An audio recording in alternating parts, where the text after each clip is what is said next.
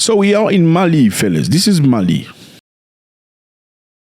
Okay, Mali is a beautiful place, very hot, lovely ladies. I'm telling you, I'm not even playing.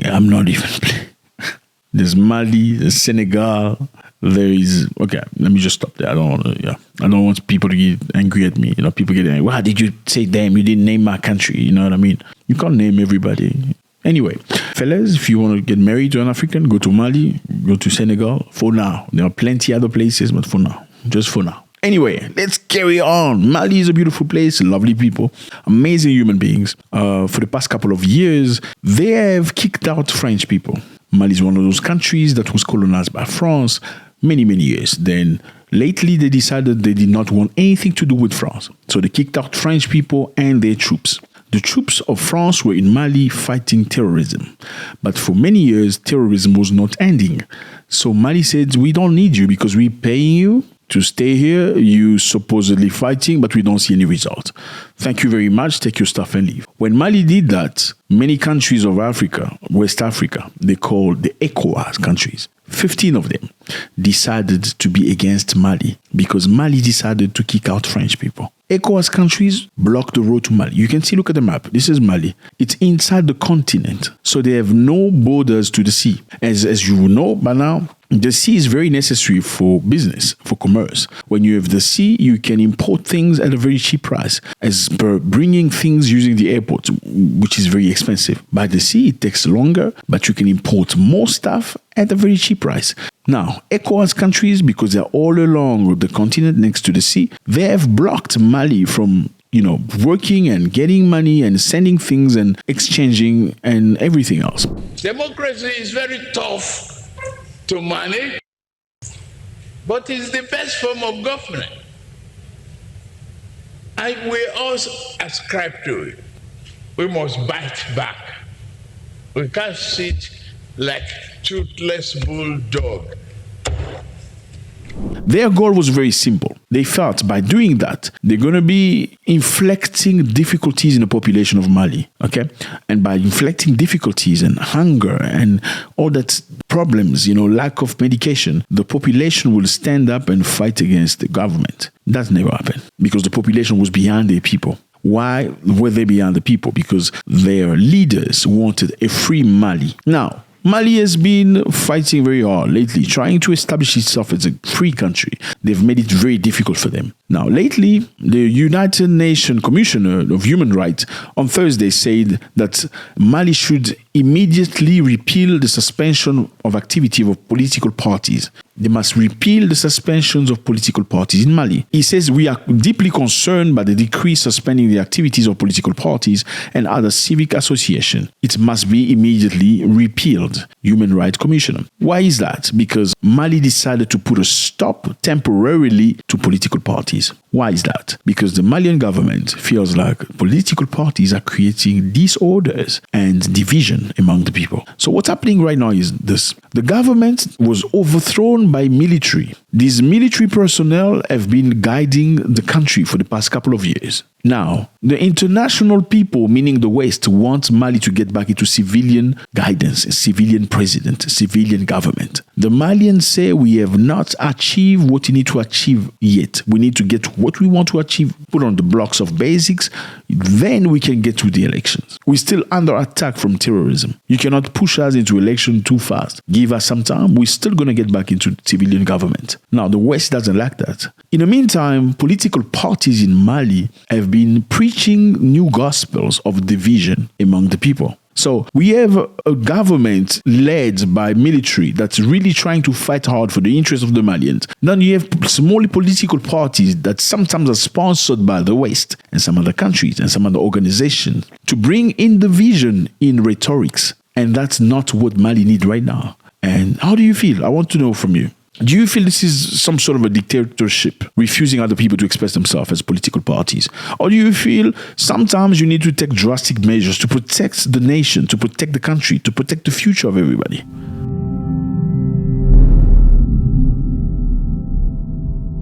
Adama Gaye, who's a political commentator and a former communications director at ECOWAS, joining us from Dakar. Welcome back to Al Jazeera. So we know why the junta is saying that they've taken this action. But the question is, why have they done it now? They have done it now because they needed to retaliate to the civilian organization, political parties and association, calling on the junta to respect its commitment to do the civilian transition on March 26, 2024. So this seems as if being a pretext from the junta to eliminate the civilian threat, to not allow them to organize themselves, and although have a chance for them to prolong their stay in power. This is something very bad for democracy. It is really the last thing that should have happened to Malian democracy and hope for democracy. And the military have done it very badly at the last moment when people expected Mali to return to civilian rules. What do you think? I want you to write. I want to learn from you. I want you to write. And what's interesting here is this. What's making me laugh is Ukraine did something very similar. Okay? Very, very similar. The National Security of Defense in Ukraine Council took the decision to prohibit parties from political activities. That's a couple of years ago, just 2 years ago. Most of the party involved were small, but one party was massive. The opposition platform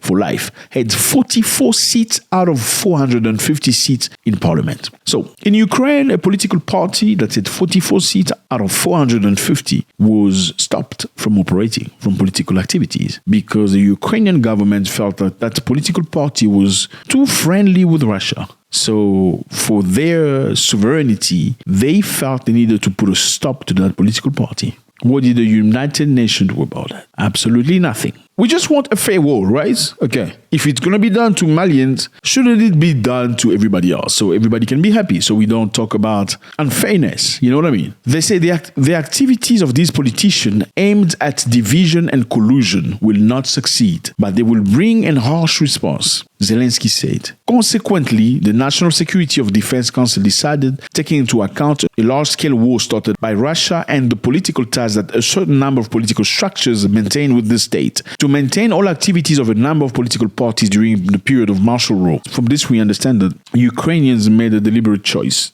via the president, to stop any political party from any activities, because they felt like those political parties were not uniting Ukrainians against the Russians. So they put a stop to it. Mali has done just the same, fellas. They feel like some political parties are preaching division, tribalism, all that stuff. So this is not what Mali right now needs, while it's fighting terrorism, while it's fighting some entities from different continents. Mali need to be together. So why is the United Nations putting pressure on Mali alone? That's a good question.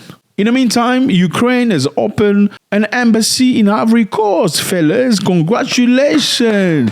I mean, everybody's screaming here saying Ukrainians are racist. You see, they're not racist. They've got an embassy in Côte d'Ivoire. Come on, man. Why would you have an embassy in Côte d'Ivoire if you're racist? I mean, you may just leave without having an embassy in Côte d'Ivoire.